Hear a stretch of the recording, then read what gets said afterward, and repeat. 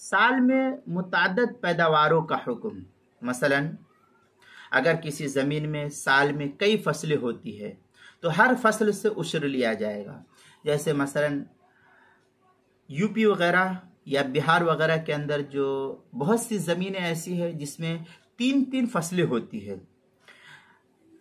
किसान ने गेहूं को काटा, धान डाल दिया, धान को डाला, मसूर डाल दिया, मसूर को निकाला, मकई डाल दिया, मकई को निकाला, मूंग डाल दिया। तो इस तरीके से कई फसलें होती है।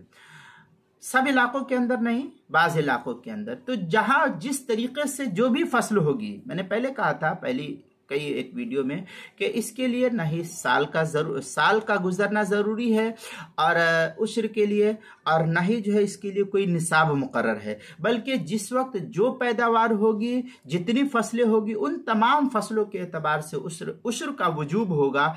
और ऐसा नहीं कि सरसों का उश्र जो है मसूर से दिया जाए, मसूर का उश्र सरसों से दिया जाए, गेहूं का धान से, धान का मकई से, ऐसा नहीं, बल्कि जो अनाज हुआ है उसके हिसाब से उसमें से उश्र का वजूब होगा। फिर उस उश्र के हिसाब से अगर कोई आदमी जितना निकला है उसके हिसाब से कोई और दूसरा दाना दे दे तो वो कीमत के एतबार से देख ले कि कितना है, उसके हिसाब से उस दूसरे दाने को भी अदा करना चाहे तो उसकी इजाज़त होती है।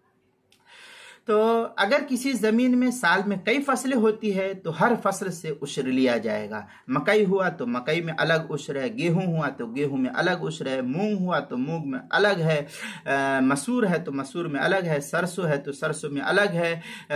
गर्जे के जो भी कुछ है उन तमाम में उश्र का वजूब है। चुनांचे बदायुस सनाए के अंदर है, वल हौलु लैसा बिशर्ति लिवुजूबिल उश्रि हत्ता लौ अखरजतिल अर्द फी सना मिरारन यजिबुल उश्रु फी कुल्ली मर्रा। हर मरतबा जो है इस तरीके से बदायुस सनाए, जो ज़करिया बुक डिपो देवबंद का हिंदी नुस्खा है, उसकी दूसरी सफ़ा 184 पर इसको नकल किया है। फतावा शाम के अंदर है, हत्ता लौ अखरजतिल अर्द मिरारन वजब फी कुल्ली मर्रा लिइतलाक़िन नुसूस अन क़ैदिल हौल। इस तरीके की इबारत जो है फतावा शामी, जो ज़करिया बुक डिपो देवबंद का हिंदी नुस्खा है, उसकी तीसरी जिल्द सफ़ा 266 पर इसको नकल किया। किताबुल मसाइल दूसरी जिल्द सफ़ा 250 पर इसको नकल किया, वहां देख सकते हैं।